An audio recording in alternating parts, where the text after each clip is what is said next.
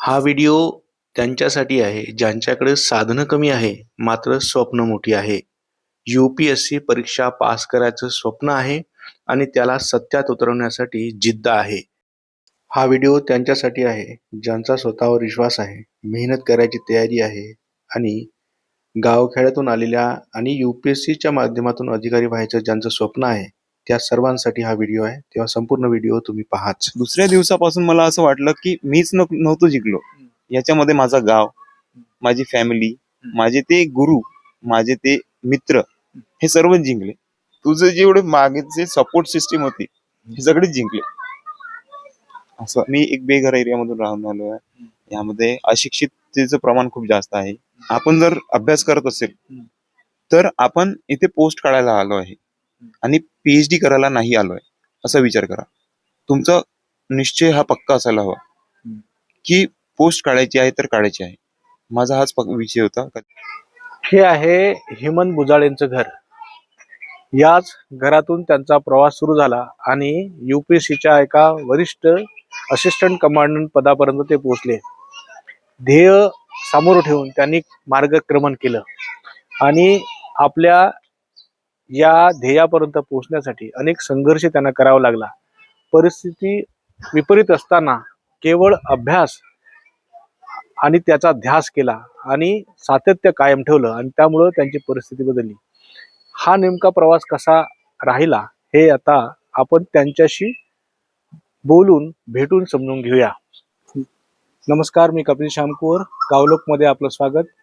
आज आपल्यासोबत आहे हेमंत बुजाडे, ज्यांनी UPSCच्या केंद्रीय सशस्त्र पोलीस दलाच्या असिस्टंट कमांडंट पदाची परीक्षा पास केली आहे. एक मोठे पदाची ही परीक्षा आहे. मारेगावच्या बेघर म्हणजे झोपडपट्टीतला एक शहराच्या मुख्य वस्तीपासून वेगळा भाग, ज्याला बेघर असं म्हणतात, आणि त्या वस्तीतून हा सुरू झालेला प्रवास एका उच्च वरिष्ठ पदापर्यंत त्यांनी झेप घेतली आहे आणि संघर्षातून यशस्वी होत त्यांनी हा मार्ग आपला स्वतः तयार केलेला आहे. त्या यशस्वी हेमंत बुजाळेसोबत आपण बोलतोय. सध्या मारेगावमध्ये आहोत, त्यांचं घर आहे, त्यांच्या इथंच आपण त्यांच्यापर्यंत पोहोचलोय. तर हे म्हणजे गावलोकमध्ये स्वागत. तर आपला जो प्रवास आहे हा मारेगावच्या एका या वस्तीतून या घरापासून सुरू झालेला आहे. तर बालपण कसं झालं? बालपणी तर मला माझ्या आई वडिलांनी कधी असं कोणत्या गोष्टीसाठी रोकटोक नाही केली, म्हणजे चांगल्या गोष्टींसाठी, जसं शिक्षणासाठी. आता सुरुवातीला मला शाळेचा छंद होता, आवड होती, शाळेमधून मी चांगले रिझल्ट आणायचो. तर त्यांनी मध्ये आत्मविश्वास म्हणजे विश्वास दाखवला आणि तो विश्वास माझ्यासाठी समोर चालून खूप फायदेशीर ठरला. सोबतच आर्थिकदृष्ट्या आम्ही गरीब असल्यामुळे मला प्रत्येक गोष्टी अवेलेबल व्हायच्या नाही, ज्या गोष्टी सामान्य व्यक्तीला होतात. जसं की बॅग झाली, पुस्तकं, शाळेतून तर पुस्तकं मिळायची आणि बाकीच्या गोष्टी. परंतु ते माझ्या वडिलांनी किंवा माझ्या आईने माझ्याला असं पोटाला मारून, नाही का, स्वतःचं पोट मारून माझ्यासाठी करायचं, हा मला वाटतं त्यांनी ध्यासच केला होता आणि मला जेवढ्या गोष्टी होतील तेवढ्या गोष्टी मिळवून देण्याचा प्रयत्न केला. यातच मला लहानपण असताना मला खूप खेळण्याचा छंद होता, जसं कबड्डी, क्रिकेट. तो मी ते पण खेळलोय, त्या पण मध्ये पण खूप चांगल्या प्रकारे मी कामगिरी करतोय.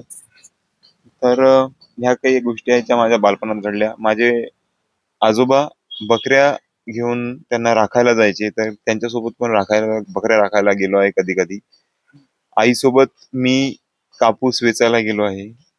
काही काम आहे, जसं रोज पेपर वाटायला जाणं, अजून फोटो स्टुडिओमध्ये काम करणं किंवा किराणा स्टोअर मध्ये काम करणं, असं मी उन्हाळ्याच्या सुट्ट्यांमध्ये कार्य केले आहे. परत तुमची जी सुरुवात आहे जी झाली ते पहिला वर्ग ते कुठल्या वर्गापर्यंत तुम्ही मारेगावला शिकले आणि त्या दरम्यानचं शिक्षण कसं होतं तुमचं? सुरुवातीला मी जिल्हा परिषद वरिष्ठ शाळा मारेगाव इथे शिकलो. इथून 1ली ते 4थी. यामध्ये ते मॅम ज्या होत्या, पोतनूरवर मॅम, मला त्यांचं आता पण नाव आठवतं, त्या मला स्वतःहून एक अशा ग्रुपमध्ये बसवायची जे शिक्षक लोकांचे मुलं होते. ते आधीच हुशार होते. त्यांच्यासोबत मला पण त्या मॅडम बोलायची की तू हेमंत यांच्यासोबत राहायचं, कारण तुझ्यामध्ये मला वेगळं काही दिसतंय. त्यांना आता माहित त्यांचं, त्यांनी मला तेव्हा समजून सांगितलं. जसं माझ्या सोबतचे मित्र म्हणायचे तेव्हाचे, पहिल्या ते 4थ्या वर्गापर्यंत, तर रोशन देशमुख, सारंग धवस, प्रज्योत उपरे असे हे शिक्षक वृंदांचे मुलं आहेत. तर त्यांच्यासोबत मी वगळायचो. याच्यानंतर 5वी ते 10वी पर्यंत मी राष्ट्रीय विद्यालय मारेगाव येथे शिक्षण घेतले आहे.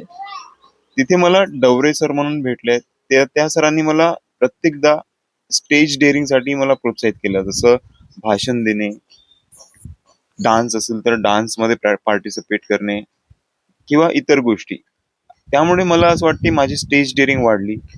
मला समोर चालून ते खूप फायदेशीर ठरलं. लोकांसोबत संवाद कसा साधायचा त्याच्याबद्दल थोडं मला पहिलेपासूनच असा गेस आला होता असं समजू शकता, किंवा एक अनुभव होता. तर माझं असं शिक्षण शाळेत आणि म्हणजे जिल्हा परिषद शाळेमध्ये आणि राष्ट्रीय विद्यालयामध्ये मारेगावमध्ये झालं. म्हणजे सर्व शिक्षण तुमचं मराठी माध्यमात झालंय? हा, मी 7वी पर्यंत मराठी माध्यममध्ये होतो आणि 8वी पासून मी सेमी इंग्लिश घेतलं होतं. 8वी 9वी 10वी मी सेमी इंग्लिश केलंय. सो असं झालं. बरं, आता हा जो तुमचा प्रवासातला जो टप्पा आहे, ज्याच्यामध्ये तुम्ही मारेगावला शिकलात, नंतर तुम्ही वणीला पण गेला. या या जो प्राथमिक आणि माध्यमिक शिक्षणाचा जो आहे, त्या काळात तुम्ही वर्तमानपत्र वाटले किंवा किंवा 10वी नंतर हे सर्व सुरू केलं होतं? मी 10वी पर्यंत हे काम केले आहे. जसं 8वीत असताना मला आठवते की मी वृत्तपत्र वाटायला जायचो. नंतर 9वीच्या उन्हाळ्याच्या सुट्ट्यांमध्ये मी आपल्या किराणा स्टोअरमध्ये काम केलं आहे. त्यानंतर मी 10वीच्या सुट्ट्यांमध्ये उसाच्या रसाच्या गाडीवर सुद्धा काम केलं आहे. मला कसं म्हणजे लहानपणीपासून माझ्या आईने शिकवलं होतं की पैशासाठी जर काम करत असेल तर लाज वाटून घ्यायची नाही. आणि मी ज्या कंडिशन मध्ये येतो, माझ्यासाठी तेव्हाच्या याच्यात 2,500 म्हणजे 3,000 असे पण माझ्यासाठी खूप पैसे असायचे, म्हणजे मंथली. ती काय परिस्थिती होती ज्याच्यामुळे तुम्हाला काम करायला लागलं? म्हणजे घरी म्हणजे ही ती आर्थिक अडचणी येत होत्या त्यावेळेस? सर, माझं कसं, आई शेतमजुरी करायची, वडिलांकडून काम व्हायचं नाही, तर काही गोष्टींची गरज पडायची, त्या गरज पूर्ण व्हायच्या नाही. तर मला असं समजलं की मी स्वतः पण काम करू शकतो. तर त्यामुळे मी ते कार्य करायचो. मग तुमचा जो प्रवास आहे 10वी नंतरचा, तो मग कॉलेजपर्यंत तो कुठं झाला आणि कुठलं शिक्षण तुम्ही घेतलं? 10वी नंतर मी 11वी 12वी वणीमध्ये घेतलं, SPM junior college of science. तिथे मी प्लेन सब्जेक्ट घेतलाय, PCMB. त्यानंतर मी मेकॅनिकल इंजिनिअरिंग केलं यवतमाळला, Jagdamba college of engineering and technology मधून. तर हा असा माझा प्रवास राहिलेला आहे.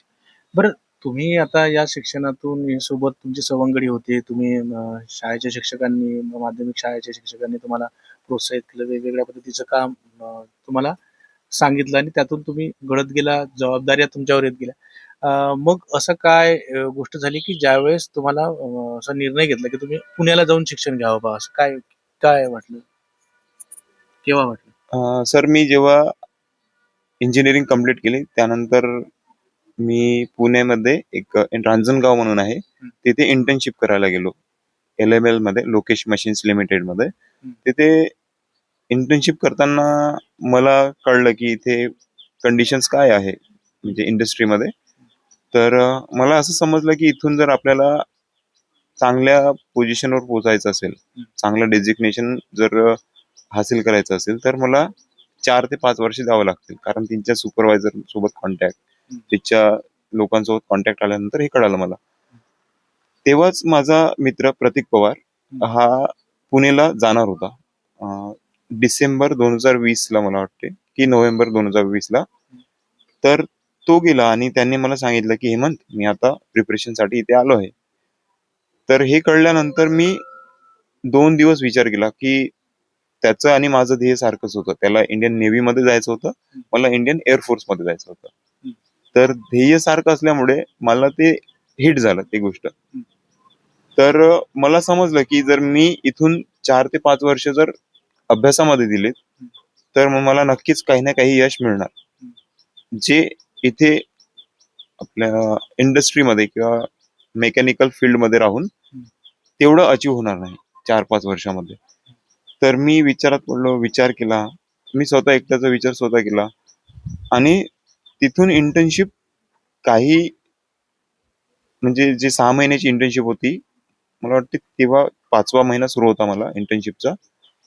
तर तिथून मी ते इंटर्नशिप सोडून सरांकडला बोलून सगळं काही करून मी पुण्याला वळलो आणि प्रत्येकच्याच फ्लॅटवर राहायला लागलो सुरुवातीला. सो हा माझा लाईफ मधला प्रसंग म्हणजे तो प्रसंग होता जेव्हा मी पुण्याला वळलो. असं केव्हा वाटलं की तुम्हाला म्हणजे तुम्ही जसं बोललात की मला एअरफोर्स म्हणजे आर्मीमध्ये जायचं होतं.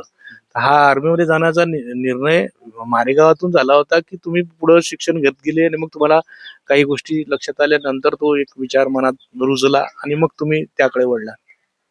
मला सुरुवातीपासून आर्मी आणि पोलीस ऍक्च्युली मला वर्दी युनिफॉर्म बद्दल थोडं आवड निर्माण झाली होती लहानपणापासूनच. त्यानंतर मी 11वी-12वी मध्ये असताना माझे फ्रेंड सर्कलमध्ये गोष्टी चालायच्या की समोर चालून काय करायचं आहे, असं म्हणजे गोष्टी व्हायच्या अशा. तर तेव्हा माझे मित्र सांगायचे की मला इंजिनियर व्हायचं आहे, काही म्हणायचे डॉक्टर व्हायचं आहे. माझं थोडं वेगळं होतं. मी आर्मीला थोडं घेऊन चालत होतो. त्याच्यात पण मग मी निवडायचं म्हटलं तर मग मी थोडा विचार करून इंडियन एअरफोर्स बद्दल माहिती मिळाली मला. तर ते मी त्यांना सांगायचो. ते सांगितल्यानंतर थोडं लोकांमध्ये म्हणजे माझ्या फ्रेंड सर्कलमध्ये माहिती पडल्यानंतर थोडं बोलायचे ते मला की एअरफोर्समध्ये जाऊन फ्लाइंग ऑफिसर, फायटर जेट उडवणार असं गोष्टी व्हायच्या माझ्या.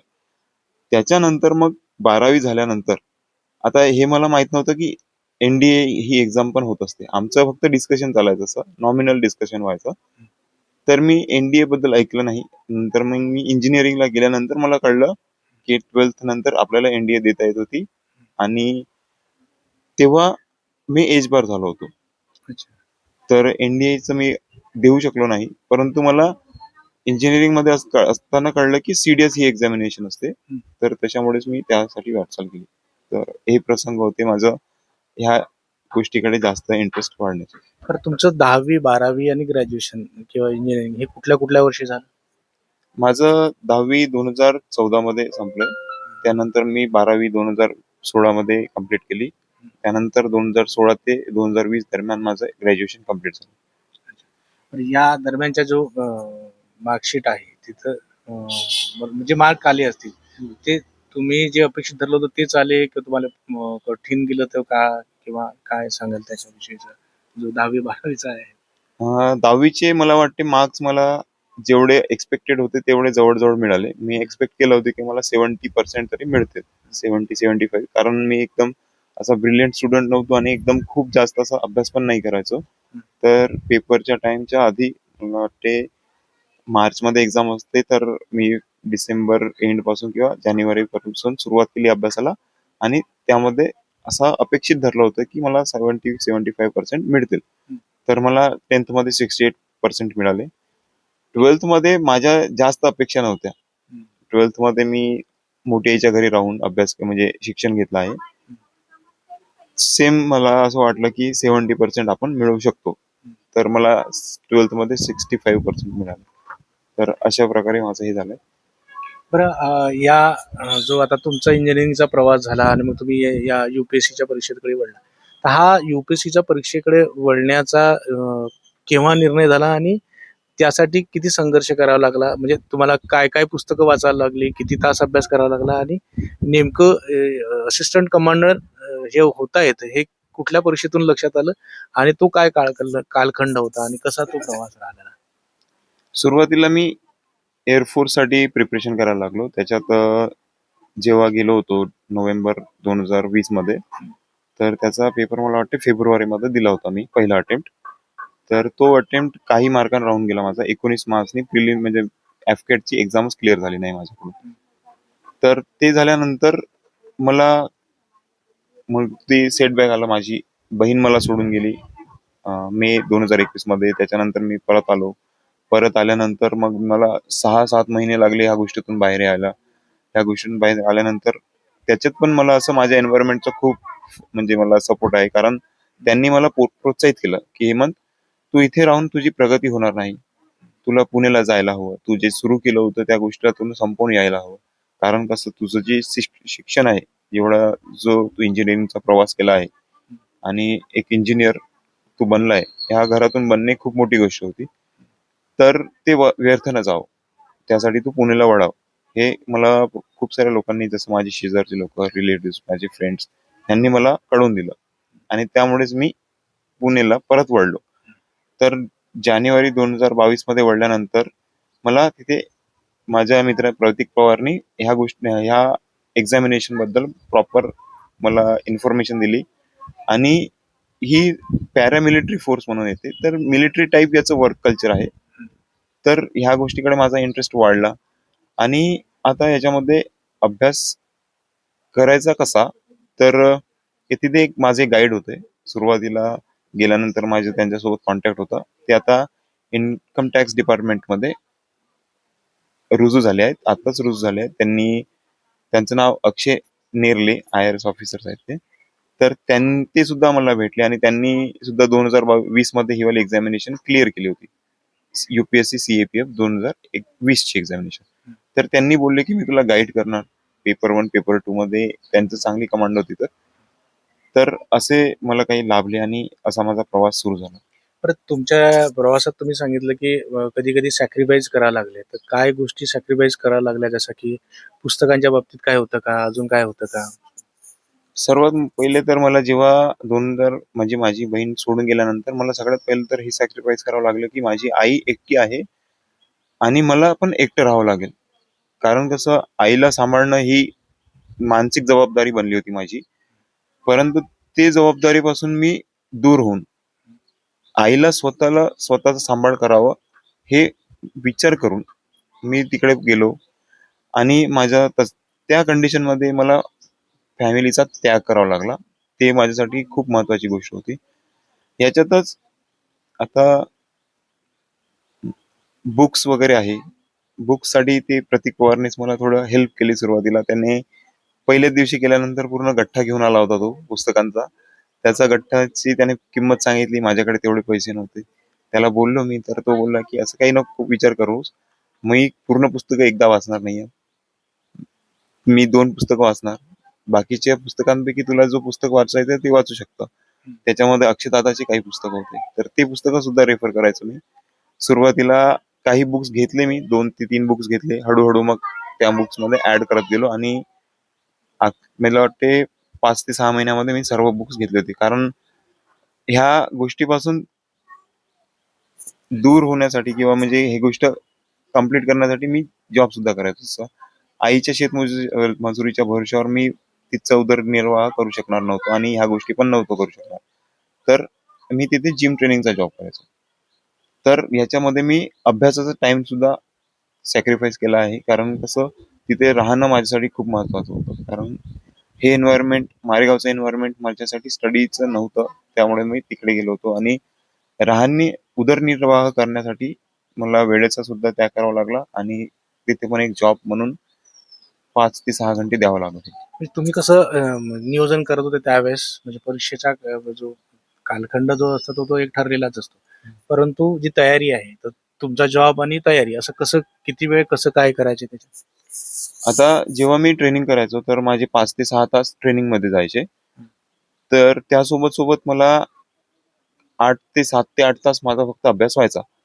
परंतु ह्या 7 ते 8 तास अभ्यासामध्ये माझं कॉम्पिटिशन ज्या व्यक्तींसोबत आहे, ते मला असं वाटायचं की मी तिथे अपुरं पडणार.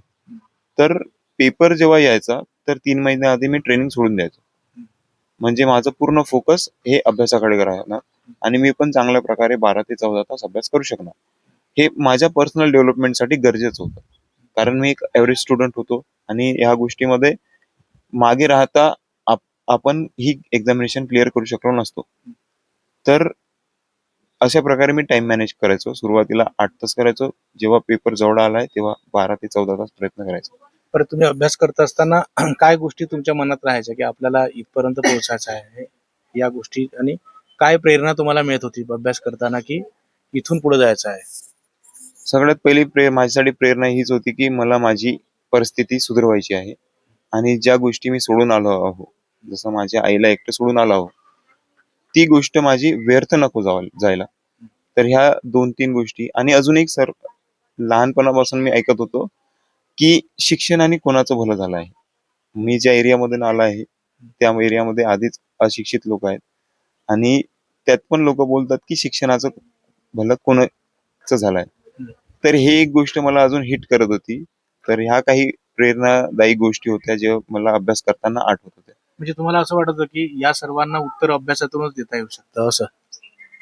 हो सर, कारण असं म्हणलं तर हरकत नाही, कारण जे शिक्षणाचं महत्व आहे ते सर्वांना कळायला हवं मला असं वाटायचं. आणि माझ्याकडे दुसरं असं कोणतंही फील्ड किंवा असं स्टेज नव्हतं ज्या स्टेजमध्ये मी चांगलं करणार आणि ह्या गोष्टींना मी दूर जाणार. सो मला वाटते की एज्युकेशन मला हेल्पफुल राहणार. बरं, तुमच्या जीवनात तुम्ही असं म्हटलंय कुठेतरी की बाबासाहेबांचं जे जीवन कार्य आहे तुम्हाला प्रेरणा देत होतं. ते कशा पद्धतीनं तुम्हाला प्रेरणा देत राहिलं? सर, लहानपणी जे माझी आई आहे ती अशिक्षित आहे आणि माझे वडील चौथी नापास आहे. तर अशा वेळेला मला शिक्षणाची आवड लागली ते डॉक्टर बाबासाहेब आंबेडकरांमुळे.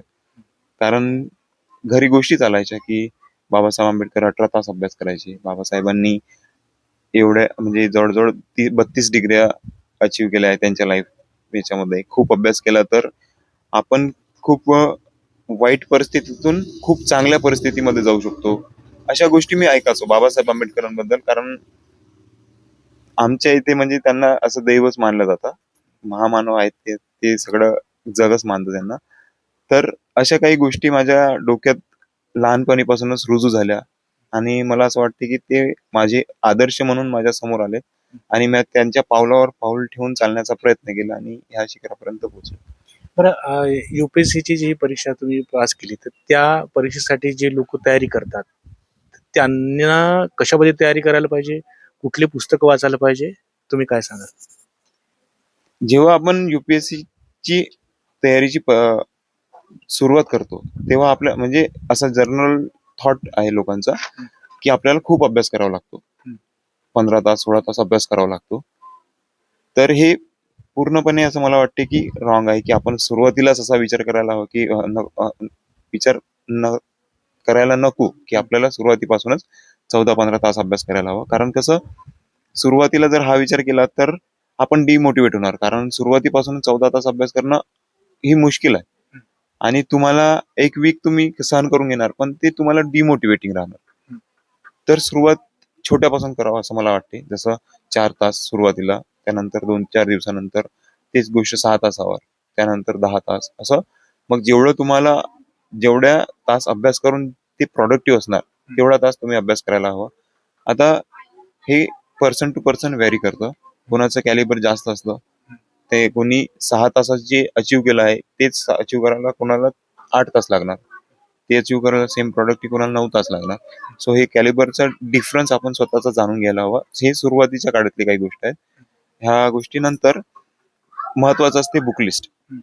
आता पहिले फाउंडेशनवर आपल्या काम करायला हवं. UPSC मध्ये फाउंडेशनसाठी NCERT इज द बेस्ट. तर सुरुवातीला फाउंडेशन बनवण्यासाठी तुम्ही NCERT रेफर करू शकता. 5वी 6वी पासून NCERT अवेलेबल आहे. 6वी ते 10वी पर्यंतच्या NCERT तुम्ही रीड करू शकता जनरल स्टडीजच्या. आता मी इंजिनिअरिंग बॅकग्राऊंडचा स्टुडंट होतो, तर माझे सब्जेक्ट्स जे इंजिनिअरिंगचे आहेत आणि जे रिक्वायर्ड आहे एक्झामिनेशनसाठी ते डिफरंट होते. जनरल स्टडीज आम्ही अभ्यासलो नव्हतो, फक्त सायन्स सोडलं तर. अच्छा. तर ह्या सब्जेक्ट्सला प्रिपरेशन करण्यासाठी तुम्हाला NCERT बेटर राहणार. मग तुम्ही रेफरन्स बुककडे वळू शकता. जसं हिस्ट्रीसाठी स्पेक्ट्रम आहे, त्यानंतर म्हणजे मॉडर्न हिस्ट्रीसाठी. त्यानंतर जे पॉलिटी आहे त्याच्यासाठी M लक्ष्मीकांत आहे. अजून या सोबतच काही बुक्स आहेत. अजून मॅथ्स अँड रिझनिंगसाठी RS अग्रवाल आहे.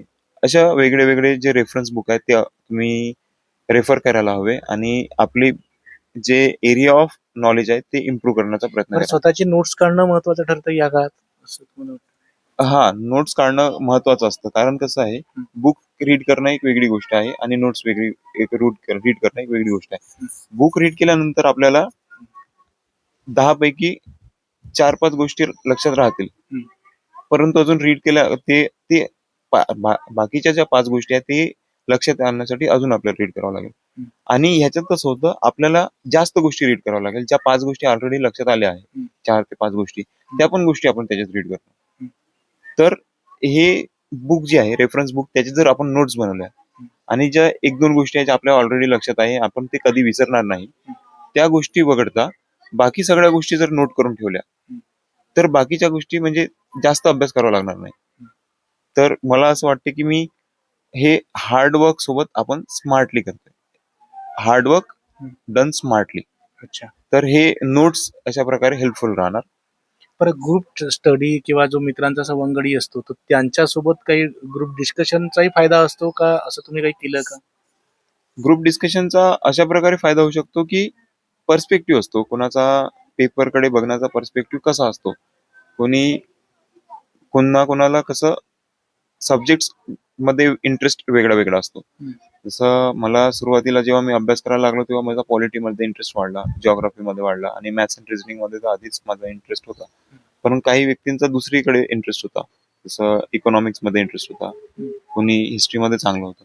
तर इंटरेस्टनुसार काय होतं, ते त्या एक एक सब्जेक्टचे मास्टर. चांगल्या प्रकारे त्यांनी ते समजून घेतात.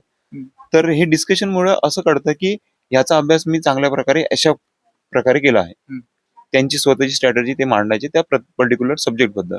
तर हे डिस्कशनचा असा फायदा व्हायचा की वे ऑफ स्ट्रॅटेजी आणि अनालिसिस ह्यांचं दोघांचं जेव्हा हे व्हायचं, मिलाव व्हायचा, तर ओव्हरऑल डेव्हलपमेंटसाठी ते हेल्पफुल राहायचं. म्हणजे माझे जे इंटरेस्टिंग सब्जेक्ट आहे त्याच्यात मी चांगलं करतोय, पण ज्यामध्ये मला जास्त इंटरेस्ट नाहीये, तर ते त्याच्याकडून घेऊन मी ओव्हरऑल इम्प्रुव्हमेंट व्हायची पूर्ण सब्जेक्ट्स मध्ये. परत तुम्ही सांगितलं की आता मगाशी की तुम्ही ज्या माध्यमातून शिकले त्याच्या काही अडचणी तुम्हाला गेल्या, नेमक्या कशा अडचणी गेल्या तुम्हाला? म्हणजे मराठी माध्यमातून तुम्ही जाताना. तर मराठी माध्यमातून जाताना जसं आपल्याला सुरुवातीला सगळ्या गोष्टी मराठीतूनच होणार. जसं माइंड माउथ कनेक्शन हे मला वाटते की पहिलं माझं हे होतं, बॅकड्रॉप होता, कारण डोक्यात वर्ड्स येत नव्हते, बोलताना प्रॉपरचे वर्ड्स येत नव्हते, तर तो एक ड्रॉबॅक व्हायचा.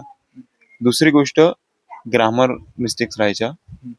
तिसरी गोष्ट थोडे जे डिफिकल्ट वर्ड्स आहेत ते थोडं कठीण जायचे समजायला, म्हणजे अभ्यास करताना सुद्धा आणि मग नंतर बोलताना सुद्धा. तर ह्या काही गोष्टी मला असं वाटते की माझ्या मराठी माध्यमातून शिक्षण घेतल्यामुळे प्रिपरेशन करताना मला ते फेस करावं लागलं. बरं, यावर तुम्ही मात कशी केली? म्हणजे काय गोष्टी केल्यात त्याच्यामुळे तुम्हाला या सर्व गोष्टीवर मात करता आली? आणि इतरांनाही जे तुम्हाला पाहत आहेत त्यांना काय सांगणार तुम्ही? कसं मग याच्यावरून यशस्वी होत आहेत? हे इंग्लिश बोलणं हे एक पर्सनॅलिटीचा भाग आहे, आणि पर्सनॅलिटी डेव्हलपमेंट करण्यासाठी वेळ लागतो.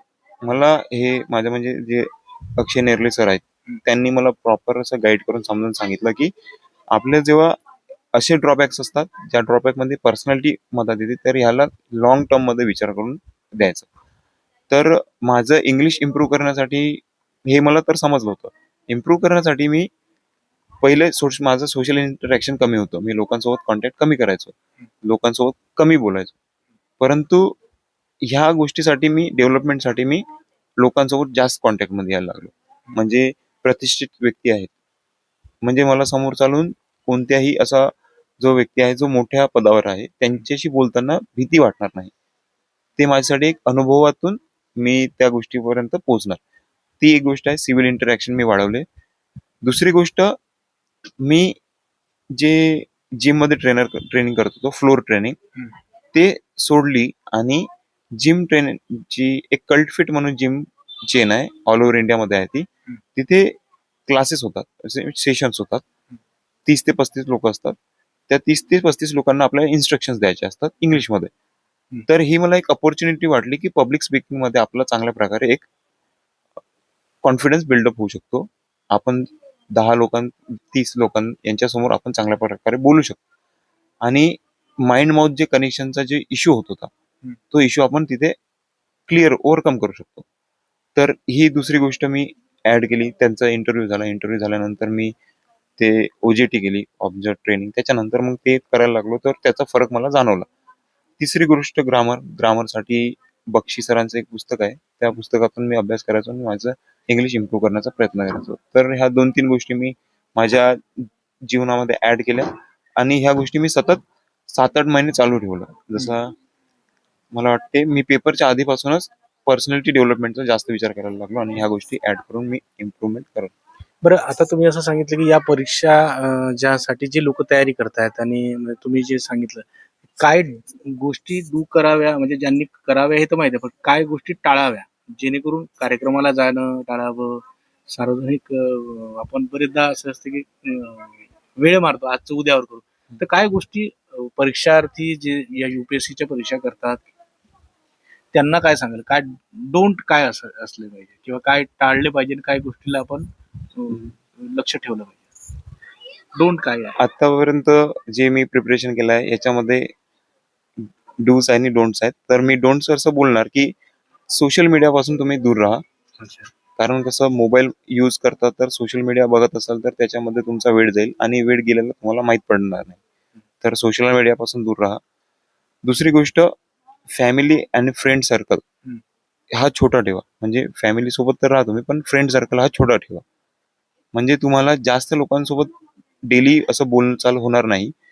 कारण कसं होतं, आपण तर आपलं काम करतोय बरोबर, पण दुसरा जो आपला फ्रेंड आहे तर त्यांनी जे त्याच्या जीवनात घडलंय ते तुम्हाला येऊन सांगितलं, तर तुम्ही ते डोक्यात घेऊन बसणार आणि ते डोक्यात घेऊन बसल्यानंतर तुमचा अभ्यास मला वाटतं ते बरोबर होणार नाही. की बॅक ऑफ द माइंड चालू राहणार की याच्यासोबत तसं तसं घडलं आहे, त्यांनी मला विचारलंय मी काय करू शकतो. तर ह्या गोष्टी तुमच्या दूर राहणार. सो फ्रेंड सर्कल छोटा ठेवा, फॅमिलीशी कॉन्टॅक्टमध्ये राहा, काम असेल तर बोला. अजून डिस्ट्रॅक्शनसाठी डिसिप्लिन बाळगा. कसं, तुम्हाला कधी कधी असं वाटणार की आज माझं मूड बनत नाहीये, आज मला इच्छा होत नाहीये अभ्यास करायची, आज मला जरा तब्येतच बरोबर नाही, आज मला फिरायला जायला हवंय. तर असे थॉट्स येणार आणि त्या थॉट्सना तुम्ही ओव्हरकम करून, जर मूड होत नसेल तर 2 तास अभ्यास करायला जाऊन बसा. सकाळच्या टाइमात 2 तास जाऊन बसा. तुमचा आपोआप ते मूड बनायला लागणार अभ्यास करायला लागल्यानंतर. 2 तासाचे तुम्हाला कधी 8 तास अभ्यास केला हे पण कळणार नाही. कारण तुम्ही रेग्युलरली 8-10 तास अभ्यास केलेला असतो. तर ते माइंड तशा प्रकारे असतं. अजून असं म्हणायचं तर ह्या गोष्टी म्हणजे टाइम मॅनेज करून, डिस्ट्रॅक्शनला दूर करून मला असं वाटतं की आपण करायला हवे. तुमच्या यशाचा जो हा जो प्रवास आहे याच्यामध्ये शिक्षकांनी तुम्हाला बरंच सहकार्य केले, असे कोण शिक्षक आहेत जे की अजून ज्यांनी तुमच्या प्रवासात सहकार्य केले आणि तुम्हाला पुढे नेलं आणि त्यांच्या सहकार्यानं तुम्ही आज इथपर्यंत पोहोचला, काय काय त्यांच्याबद्दल काय सांगा? सर, मला सगळ्यात जे सुरुवातीचं शिक्षण आहे 1ली ते 4थी ते पोतनूरवार मॅमच्या अंडरमध्ये झालं आहे आणि त्यांनी जे मला प्रोत्साहित केलं की तू शिक्षकांच्या मुलांसोबत जे हुशार वर्ग होता त्यांच्यासोबत राहायला हवं. ते त्या मॅम एक दुसरे डवरे सर ज्यांनी मला स्टेज डेअरिंगसाठी खूप प्रोत्साहित केलं. तिसरे सर म्हणजे पथाडे सर, अजय पथाडे सर, ते 11वी-12वी मध्ये होते. त्यांनी सुद्धा मला सांगितलं की हेमंत, इकडे तू वळायला हवं, परंतु सोबत एक प्लॅन बी साठी तू इंजिनिअरिंग सुद्धा करायला हवी, ज्याच्यामुळे जर तुझं इकडे काही झालं नाही तर इंजिनिअरिंग थ्रू तू काही ना काही करशील, म्हणजे तुझं फॅमिली घेऊन तरी चालशील तू. कारण आमचा उदरनिर्वाह करायला मला वाटते 15 ते 20 हजार तरी भेटले तरी आम्ही खुश राहणार तेवढं. तर त्यांनी तशा प्रकारे मला मार्गदर्शन केलं आणि यांच्या मार्गदर्शनामुळेच मी ह्या गोष्टीपर्यंत पोहोचलो आहे. कारण माझ्याकडे ध्येय होतं आणि ह्या चांगल्या मार्गदर्शनामुळे माझं लहानपणापासूनच जरा पर्सनॅलिटीमध्ये थोडं डेव्हलपमेंट चांगलं झालं आणि मी इथपर्यंत पोहोचलो. आपल्या तुमचे वडील जे होते त्यांची काय इच्छा होती, तुम्ही याबद्दल तुमच्या ज्या जो आहे अभ्यासाबद्दल आज तुम्ही जेव्हा त्यांना आठवण करतात काय सांगाल त्यांच्याविषयी? त्यांच्याविषयी बोलायचं म्हणजे त्यांनी म्हणजे मी जेव्हा लहान होतो तेव्हापासूनच त्यांनी ऍक्सिडेंटमुळे अपंगत्व झालं त्यांना. त्यांच्या इच्छा बघायच्या म्हणजे की मी गेल्यानंतर एवढा सक्षम व्हा की फॅमिली रिस्पॉन्सिबिलिटी घेऊन चालणार. तर यासाठीच मला वाटतं त्यांनी विचार केला. त्यांनी माझ्याकडून खूप जास्त पण अपेक्षा केल्या नाही आणि तेवढं आमचं बोलणं होत नव्हतं. म्हणजे मी कसं 11वी-12वी वणीला केली, इंजिनिअरिंग यवतमाळला केली, तर एवढं डिस्कशन व्हायचं नाही. कारण त्यांनी पण असं माझ्याकडून हा खूप मोठा व्यक्ती बनणार असं पण त्यांना अपेक्षित नव्हतं. बरं, या सर्व याच्यामध्ये आईवर खूप जबाबदारी आल्या. तुम्ही पुण्याला असल्या आणि तुम्ही त्याच्या घर सांभाळणं हम्म. किती कठीण काळ होता तो त्यावेळेस. आता आईसाठी तर खरंच खूप कठीण काळ होता. कारण 100 ते 150 रुपयाची रोज मजुरी करून डेली मला पैसे पाठवणे आणि घर सुद्धा चालवणे हे खरंच खूप कठीण एक प्रसंग म्हणजे लाईफ मधला फेज असा म्हटलं तरी चालेल. तर आई ते चांगल्या प्रकारे जाणत होती, कारण तिला मनी मॅनेजमेंट खूप चांगल्या प्रकारे जमतं. ती स्वतःचं पोट मारून सुद्धा राहू शकते.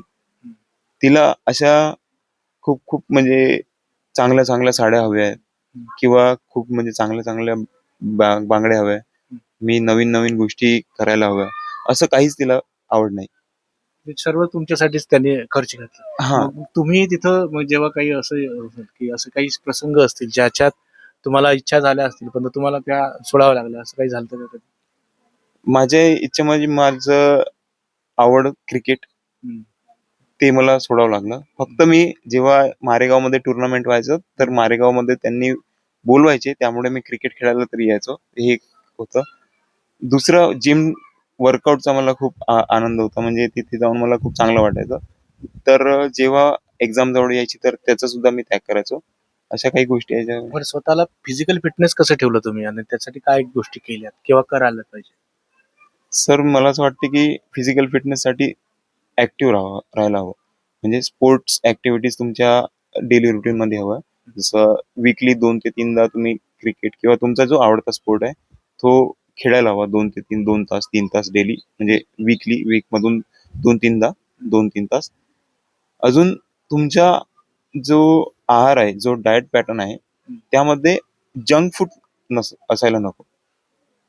सो दॅट तुम्ही प्रोटीन्स, कार्बोहायड्रेट्स आणि हेल्दी फॅट्स कडे थोडं विचार करून आपल्या बॉडीला जेवढं चांगल्या प्रकारे ठेवू शकतो त्या चांगल्या प्रकारे तुम्ही आहार घ्यायला हवा. पण आज तुम्हाला अनेक ठिकाणी बोलवलं जातं, सत्काराचा कार्यक्रम होतो, भाषणं होतात. जेव्हा मागं वळून पाहता तेव्हा या साऱ्या गोष्टी किती महत्वपूर्ण, म्हणजे आता ह्या तर खूप लोक तुम्हाला वारंवार फोनही करत असतील. कसं वाटतं सर्व हा यशस्वी जो प्रवास आहे? जेव्हा माझा निकाल आला, त्या निकालाच्या क्षणापासून पहिले तर सुरुवातीला मला 1-1.5 तास असं वाटलं की हेमंत तू जिंकला. अच्छा. हा, हेमंत तू जिंकला, आता तुझा डोक्यावरचा सगळं ताण गेला. परंतु जशी ही न्यूज पसरली, म्हणजे माझ्या फ्रेंड्स मध्ये पसरली, गावामध्ये पसरली, माझ्या फॅमिलीमध्ये पसरली, आणि दुसरा दिवस आला. दुसऱ्या दिवसापासून मला असं वाटलं की मीच नव्हतो जिंकलो, याच्यामध्ये माझा गाव, माझी फॅमिली, माझे ते गुरु, माझे ते मित्र, हे सर्वच जिंकले. कारण त्यांनी जो उत्साह दाखवला, त्यांनी जे खुशी दाखवली, ह्याच्यात कुठेच कमी नव्हती. म्हणजे मला असं वाटायचं की मी कसं एवढं खुश नव्हतं राहत, म्हणजे खुशी दाखवू नव्हतं शकत, परंतु त्यांनी मला येऊन खुशी दाखवायची त्यांची. अच्छा. की हेमंत, असं वाटतच नाही की हे तुझं सिलेक्शन झालंय, हे पर्सनल फील होत आहे. आमचं सिलेक्शन. हा, असं वाटतंय. कारण कसं सर, मी एक बेघर एरियामधून राहून आलो आहे. यामध्ये अशिक्षिततेचं प्रमाण खूप जास्त आहे. त्याच सोबत सोबत काही गोष्टी वाईट सवयींचं सुद्धा इथे म्हणजे हे जास्त आहे. म्हणजे तर ह्या परिसरातून आणि ह्या परिस्थितीतून बाहेर पडणं हे खरंच सगळ्यांसाठी प्रेरणादायी आहे, सगळ्यांसाठी अभिमानास्पद आहे. तर हे असं झालंय. ज्यावेळेस निकाल तुम्ही पाहिला किंवा जेव्हा कळलं त्यावेळेस तुमच्यासोबत कोण होतं आणि तो क्षण कसा होता, काय सांगाल त्याच्याविषयी? मी आता कसं, निकाल खूप लेट लागला या हवाला, आणि आम्ही खूप म्हणजे जेवढे पण जे UPSC CAPF एस्पायरंट्स होते, जे इंटरव्ह्यू देऊन बसलेले होते, मेडिकली फिट होते, ते वाटच बघत होते की इंटरव्ह्यू कधी येणार, म्हणजे सॉरी, फायनल रिझल्ट कधी येणार. तर आम्हाला माहित पडलं की 7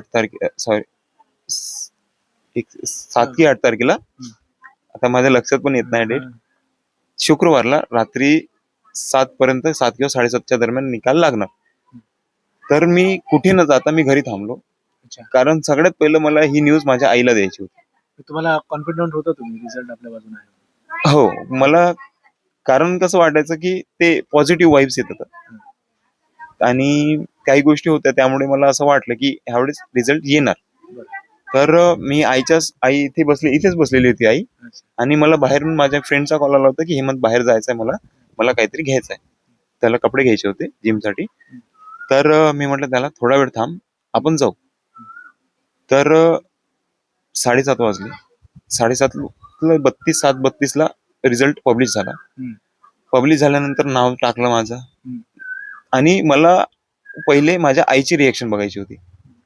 मला असं वाटायचं की माझं तर ठीक आहे, पण माझ्या आईचं काय विचार करते ते बघावं, की त्याचा मुलगा आता साहेब झालाय, असं म्हणजे परीक्षा पास झालाय. तर तिला सांगितलं, हे बघ वाज म्हटलं. म्हणजे मी बघितलं माझं नाव दिसलं मला तर आतमध्येच असा धक्का बसला की झाला हे मग आता आईला सांगायचं. तर आई, हे बघ तिला वाचता येत नाही सर, बघ म्हटलं तुझं इथं काय दिसतंय तुला. ती बोलली की मला काय वाचता येत याच्यातलं, मला काय दाखवत आहे हे, अशी बोलली ती. आणि मला बोलली, म्हटलं तुझा मुलगा पास झालाय म्हटलं. तर तिचे असं तिचं हसूर म्हणजे ती रोखू शकली नाही.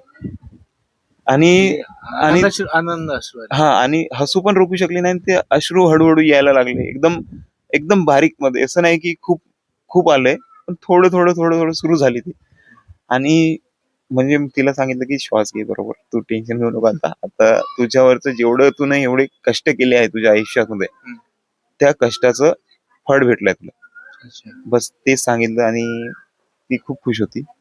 आणि तेच माझं पहिलं रिएक्शन होतं. म्हणजे माझ्या रिएक्शन पेक्षा मला तिथली बघ आतुरता होती. आईकडे बघून तुम्हाला अजून आनंद झाला. हो, आणि मला तेच बघायचं होतं की आई कशी रिएक्ट करते.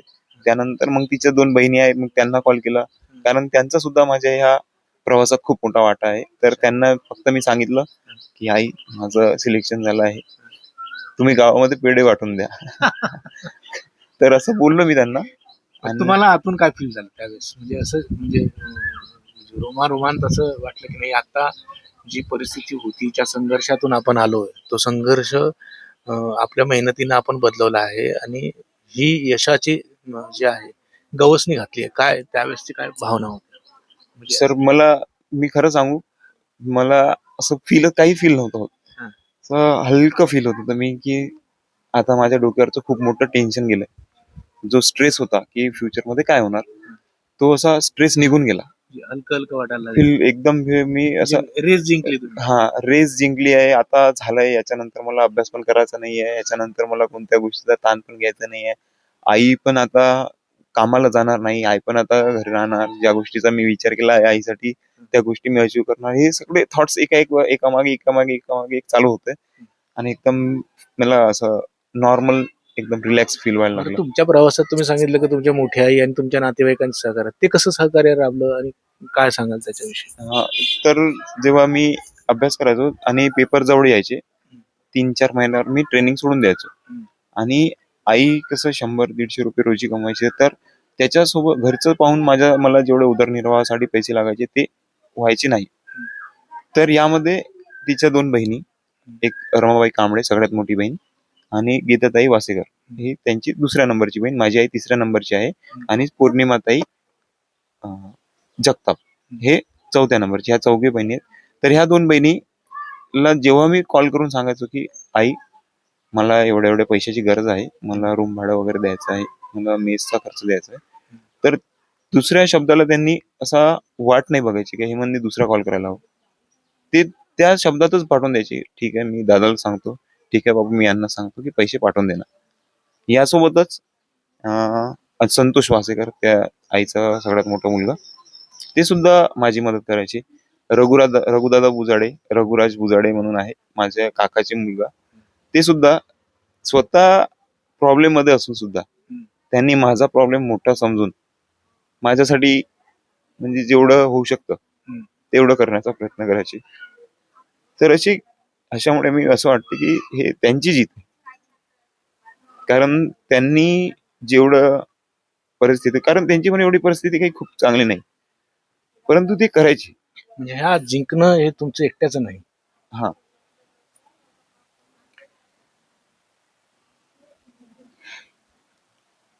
त्यामुळेच मी म्हणतोय की हा माझा एकट्याचा म्हणजे विजय नाही. कारण जेव्हा मी माझ्या म्हणजे डिपेस्ट फेज मध्ये होतो, जसं माझी सिस्टर गेल्या होत्या, त्यानंतर आईच्या डोक्यावर पण खूप मोठं एक दुःखाचं आभाळ कोसळलं होतं. तर या फेज मधून मला वाटते 1.5-2 महिना बाहेर यायला लागलं. तिला तर अजून जास्त वेळ लागला, कारण ती थोडी इमोशनली कनेक्टेड होती, जास्त तिच्यासोबत राहणीमान होतं. तर या गोष्टी मध्ये असताना माझं एन्व्हायरमेंट माझ्यासाठी पॉझिटिव्ह होतं. मी खूपदा ऐकलंय की लोकांचं एन्व्हायरमेंट त्यांच्यासाठी निगेटिव्ह असतं, म्हणजे डिमोटिवेट करतात ते, की तू आता तुझ्या आईची जबाबदारी घ्यायला हवी, तू अभ्यास नको करायला हवा, तू भरती नको मारायला हवी, अशी गोष्टी बोलतात. पण माझं एन्व्हायरमेंट पॉझिटिव्ह होतं. मी खरंच मला लकी मानतो की माझी शेजारचे लोक, माझे फॅमिली मेंबर्स, माझे फ्रेंड्स मला मोटिवेट करायचे की हेमंत तू जा. पण तुम्हाला त्यामुळे स्थानिक पातळीवरचे जे मित्र आहेत, ज्यांना आता तुमचा रिझल्ट माहीत झाला किंवा तुमच्यासोबत त्यांनी लहानपणापासून त्यांनी खेळले वगैरे, हा. तर यांना जेव्हा तुमचा रिझल्ट माहीत झाला, त्यांनी काय तुमच्याशी प्रतिक्रिया व्यक्त केली आणि काय तुम्ही आनंद साजरा केला, म्हणजे पार्टी बिर्टी जो बनतो आपण? सर, माझ्या मारेगावमध्ये तालुक्यामध्ये एक रॅली, हा म्हणजे सत्कार सोहळा म्हणून नाही का, हे पहिल्यांदा घडलंय. अच्छा. हो. आणि त्यांना नियोजन माहित नव्हतं, फक्त ते युट्यूबवर म्हणजे इंस्टाग्रामवर त्यांनी व्हिडिओज बघितले असेल, तशानुसार त्यांनी फक्त नियोजन केलं. एकदम ज्या दिवशी रिझल्ट लागला त्याच्या दुसऱ्याच दिवशी. अच्छा. हो, मी सांगितलं त्यांना की असंच झालंय. दुसऱ्याच दिवशी त्यांनी सगळं तयारी केल्या की हेमंतची रॅली काढायची आहे, कारण निघत असते, अच्छा. दुसऱ्या मुलांची पण निघत असते, तर हेमंतची पण काढू. अच्छा. तर आणि माझे सवंगडी खूप साधारण घरचे आहेत. हा साधारण घरचे आहेत, आणि जे माझ्या एरियातले प्रॉपर लोक आहेत सगळे, आम्ही बेघर माणूस येतो सर. तर त्यांनी सगळं हातभार घेतला, डोक्यावर घेतला. त्याच्यात दादांनी पण सपोर्ट केला, म्हणजे रघुदादांनी. तर त्यांना असं असं वाटायचं की यार, माझ्या सोबत जो व्यक्ती बसायचा, बोलायचा, जेवायचा, तो व्यक्ती आज एवढा मोठा माणूस झालाय, अधिकारी झालाय, क्लास 1 ऑफिसर झालाय. त्यांना खूप खुशी झाली. एवढी खुशी झाली की त्यांनी दुसऱ्याच दिवशी म्हणजे त्या रॅलीचा शहरातून पूर्ण रॅली काढली, शहरातून, मारेगावातून मिरवणूक काढली. अच्छा. वा. ते खरंच सर, असं त्याच्यानंतर असं कधीच वाटलं नाही की हे माझी एकटाच विजय आहे. मला सुरुवातीला वाटलं की हेमंत तू जिंकला, परंतु 1-2 दिवसात कळलं हेमंत तूच नाही जिंकला. तुझं जेवढे मागे जे सपोर्ट सिस्टीम होती, हे सगळेच जिंकले. असं असं फील झालं.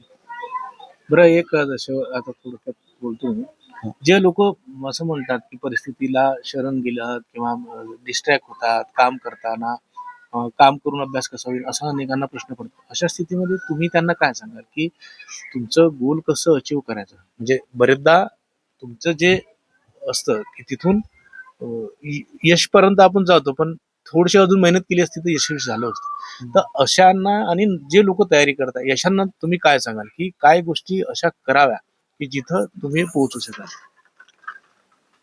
सर, आता ह्या गोष्टींमध्ये नाही का, खूप साऱ्या म्हणजे आपलं ध्येय गाठताना खूप साऱ्या गोष्टी आपल्याला कराव्या लागतील. जसं डिसिप्लिन मी सांगितलंय, कधी कधी मूड नाही बनत, परंतु जी एक्झाम आहे ते तुमच्या मूडला म्हणजे एंटरटेन करणार नाही. सो ते मूड दूर ठेवा आणि डिसिप्लिनने आपला जो डेली रुटीन सेट केलाय किंवा जेव्हा अभ्यासाचा टाइम सेट केलाय तो पूर्णपणे पार करा. दुसरी गोष्ट, आपण जर अभ्यास करत असेल तर आपण इथे पोस्ट काढायला आलो आहे आणि PhD करायला नाही आलोय, असा विचार करा. कारण खूप लोक खूप जास्त अभ्यास करतात परंतु असफल होतात. माझे काही फ्रेंड सर्कल मध्ये आहेत लोक की अभ्यास खूप खूप चांगल्या लेवलचा आहे, एवढा की जो विद्यार्थी पास झाला आहे त्याच्यापेक्षा जास्त त्याला नॉलेज असणार, परंतु तो एक्झाम क्रॅक नाही करू शकला, कारण त्यांचा जो अभ्यास होता तो पेपर ओरिएंटेड नव्हता, थोडा कुठे कमी पडायचे त्यांनी. सो ह्या 1-2 गोष्टी आहेत. तिसरी गोष्ट आहे डिटर्मिनेशन. तुमचा निश्चय हा पक्का असायला हवा की पोस्ट काढायची आहे तर काढायची आहे. माझा हाच विषय होता का जेव्हा मी 2022 मध्ये परतलो पुण्याला, हेमंत इथून तू असा चाललाय ठीक आहे, पण येताना तुझ्या खिशामध्ये एक पोस्ट असायला हवी. हा एक असा निश्चय असायला हवा, आणि जेवढं डिस्ट्रॅक्शन पासून तुम्ही दूर राहू शकता तेवढं दूर राहा. आणि अभ्यासाला म्हणजे तुम्ही असं लाईटली घेऊ नका, थोडं Seriously. सिरियसली घेऊन आपल्या परिस्थितीला सुधारवण्याचा प्रयत्न करण्याच्या दिशेने वाटचाल करताय असा प्रयत्न करून चला, तुम्हाला नक्कीच लागेल. या सर्व प्रवासात तुम्ही सांगितलं आईचा त्याग आहे, या सर्व नातेवाईकांचा, तुमची बहीण आणि तुमचे वडील आता तुमच्यासोबत नाहीये, पण हे त्यांचंही यश आहे. त्यांना तुम्ही आठवण करताना आज कसं, या रिझल्ट नंतर काय आठवण केलं, कसं आठवण केलं? सर मला वाटते माझी बहीण तर मला वाटते खूप खूप खुश झाली असती.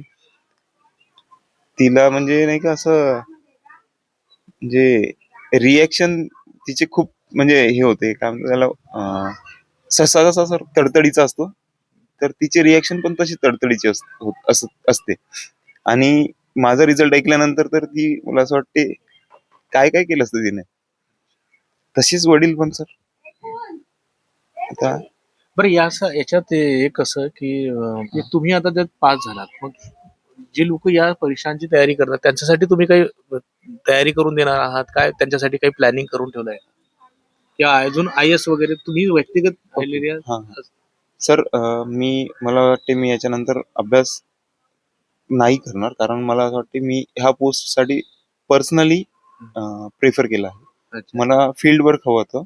त्याच्यात पण मी CRPF BSF ह्या दोन थोड्या म्हणजे वर्क करण्यासाठी खूप ऍक्टिव्हली राहतात, तर त्या प्रेफर केल्या. तुमच्या आयुष्याचं तुम्ही ध्येय ठरवलं होतं आणि तिथपर्यंत तुम्ही पोहोचला. पोहोचलो. हा पण जे पूर्व तयारी करतात त्यांच्यासाठी तुम्ही काय पुढच्या काळात काय असं म्हणजे मारेगावात किंवा अजून इतर ठिकाणी ज्यांना मार्ग क्रमण सोपं होईल या दृष्टीने काही त्यांच्यासाठी करणार?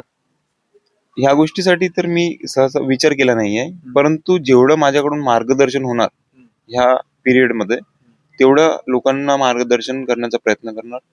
ह्या गोष्टीबद्दल अवेअरनेस क्रिएट करण्याचा प्रयत्न करणार, कारण खूप लोकांना माहित नाही की UPSC मध्ये MPSC मध्ये कसं कसं प्रकारे आपण स्टेजेस क्लिअर करू शकतो. जर आपल्याला खूप जास्त अभ्यास होत नसेल तर तुम्ही खूप कमी अभ्यास करून पण काही एक्झामिनेशन क्लिअर करू शकता, अशा पण गोष्टी आहेत. तर अवेअरनेस क्रिएट करणे आणि मार्गदर्शन करणे हाच माझा समोरच्या काही काळाचा एक ध्येय राहणार. त्याच्यानंतर जर मी फायनान्शियली सक्षम झालो, त्यानंतर मी काही करू शकतो का, अजून यामध्ये ऍड करू शकतो का, तर त्याच्याकडे मी वाटचाल करणार सर. तर हेमंत भुजाडे हे कालपर्यंत नाव म्हणजे काहीच लोकांना माहित होतं मारेगावात, आज ते अनेकांना माहित झालं. कारण की त्याच्या मागे हेमंत भुजाडे ज्यांचा जो प्रवास आहे हा संघर्षमय प्रवास, त्यांनी मेहनतीनं यश गाठलेलं आहे. UPSC ची एक परीक्षा त्यांनी पास केली आहे आणि सशस्त्र पोलीस दलाच्या असिस्टंट कमांडर पदावरती आता सिलेक्शन झालं आहे आणि ध्येय निश्चित करून त्यांनी मार्गक्रमण केलं आहे. आणि हा प्रवास करताना त्यांना नातेवाईकांची, आईची आणि सर्वांची साथ मिळाली आणि त्यामुळंच त्यांना असं वाटतं की हा विजय हा एकट्याचा नाही, त्या सर्व मित्रांचा आहे, गावकऱ्यांचा आहे, जिल्ह्याचा आहे आणि त्यांच्या सर्व सवंगड्यांचा आहे. निश्चितच पुढच्या वेळेस अशाच एक प्रेरणादायी माणसाशी आपण भेटूया आणि आपल्याला हेमंत भुजाडेंच्या प्रवासाबद्दल अजून काय वाटतं निश्चित आम्हाला कमेंट करून सांगा. तोपर्यंत नमस्कार. हेमंतचा प्रवास तुम्ही एक लहानपणापासून तुम्ही शिकवलं, सर्व गोष्टी केल्या. ज्या दिवशी रिझल्ट लागला त्या दिवशी संध्याकाळ झाली होती, 7:30 वाजले होते साधारण, आणि सुरूच आहे ना सर, त्यावेळेस पहिल्यांदा काय वाटलं, म्हणजे कसं? मी त्याला समजले का तुझा रिझल्ट लागला तर मला समजत नाही, तू वाचून दाखव. त्याच्यानंतर त्याने वाचून दाखवला का आई तुझा मुलगा पास झाला, तर मला खुशी वाटली की मी खूप खुश झाले. त्या दिवशी संध्याकाळी स्वयंपाक नाही बनवला. एवढी खुशी झाली होती? एवढी खुशी झाली होती. जेवण तर केलंच नाही दोघाही मायलेकांना, का ते 12-1 वाजेवरी फोनवरच लागून होता. जिकडून तिकडून फोन येत होते त्याला. तुम्हालाही विचारत असेल? हो. ते मग आई तू कशी आहे, का आहे, बहीण लेक विचारायची तू कशी आहे मावशी, मी ठीक आहे. मग दादाचं कसं झालं, अशानं असं झालं बा. अच्छा, बरं, हे जे तुमची ज्या भागात जाता, जेव्हा काम करायला जातात तर त्यांनाही तुमच्यासोबतच्या सहकाऱ्यांना माहित झालं असेल की म्हणजे हेमंतची आई ज्यांनी आता कष्ट केले साहेबाची आई झाली म्हणते, वावरात येऊ नको म्हणते, हे शेतमजुरीला नको जाऊ म्हणते, घरीच राहायचं म्हणते, अच्छा असं म्हणून म्हणत आहे. माझी आई शेतमजुरी करायची. माझे जेव्हा वडील होते तेव्हा ते अपंग होते, तर त्यांच्याकडून काम व्हायचं नाही. तर अशा वेळेस मला आर्थिक दृष्ट्या खूप गोष्टी सहन कराव्या लागल्या. काही गोष्टी घ्यायच्या, काही गोष्टी लोकांकडून फक्त बॉरो करायच्या, लोकांकडून काही वेळेसाठी बॉरो करायच्या. आता जसं पुस्तकांचं म्हटलं तर माझे मित्र सवंगडी आहे, त्यांच्याकडून पुस्तकं बॉरो करायचे. जसं आता हिस्ट्रीचं स्पेक्ट्रम पुस्तक मी घेतलं नव्हतं, ते माझ्या मित्राचं वाचवायचं आणि मी स्वतः नोट्स बनवले त्या बुकचे आणि ते नोट्स रेफर करायचे. तर अशा काही गोष्टी आहेत. आणि हे तर आर्थिकच झालं. आता तुम्हाला माहीतच आहे की 2020 मध्ये माझे वडील गेल्यानंतर मग मी प्रिपरेशन स्टार्ट केली 20 एंडिंगला, आणि 21 मध्ये मे मध्ये माझी बहीण पण सोडून गेली. तर तेव्हा मी इमोशनली खूप लोवेस्ट फेजमध्ये होतो. तर तो सुद्धा फेज मी सहन केला आहे. कारण कसं आई एकटी घरी आणि मी पुण्याला जाऊन अभ्यास करणार, याच्यात खूप मला धाडस लागत होतं. तर ते सुद्धा मी फेस केलं आहे. 6-7 महिने लागले मला ह्या गोष्टीतून बाहेर यायला आणि आईला समजून घ्यायला की आई स्वतःचा सांभाळ करून घेणार. त्यानंतर मी परतलो. ते झाल्यानंतर मी मराठी मीडियममधून शिकलेलो आहोत, जिल्हा परिषदमधून. राष्ट्रीय शाळा ही मराठी मीडियममधून केली आहे. तर तिथे पण थोडं मला इंग्लिशचा थोडा मला बॅकड्रॉप असल्याचं फेस करावं लागलं. आणि तिसरी गोष्ट म्हणजे माझं एन्व्हायरमेंट. मी ज्या एरियामध्ये राहतो हा बेघर एरिया आहे. हे स्वतःच्या मालकीची जागा नाही आहे, ही गव्हर्नमेंट ओन म्हणजे गव्हर्नमेंटची जागा आहे. आणि इथे लोक जास्त सुशिक्षित नसल्यामुळं मी लहानपणापासून कमी सुशिक्षित लोकांसोबत वगळलो. तर ते जे बोलणीमान, राहणीमान, विचारधारणा ते माझ्या थोड्या असं वीक किंवा एक लेस डेव्हलप्ड होत्या. त्याच्यामुळे मला ते पण फेस करावं लागलं. तर अशा काही गोष्टी आहेत ज्या सोबत एका वेळेस मला फेस करावं लागल्या. परंतु मी या गोष्टीवर काम करत गेलो. आणि असं नाही की माझं हे कमी आहे, मला हे नव्हतं मिळालं, मला हे मिळालं पाहिजे होतं, अशा गोष्टीचा विचार न करता जेवढे आपल्याकडे रिसोर्सेस आहेत त्याचं प्रॉपर आणि ऑप्टिमम युटिलायझेशन कशा प्रकारे करता येईल याचा विचार करायचा आणि समोरची वाटचाल सुरू ठेवायची.